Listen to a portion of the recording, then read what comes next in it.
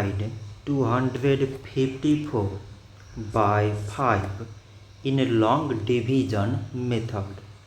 5 times 5 is 25. On subtracting we get 0. So now we put down this 4 and 5 times 0 means 0. On subtracting we get 4. So now we have no any other number to put it down. So we take here decimal, so that we put 0. So it is 40 and 5 times 8 is 40.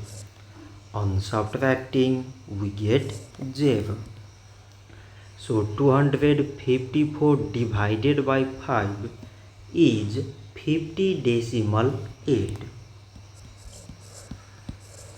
So this much for today and thanks for watching.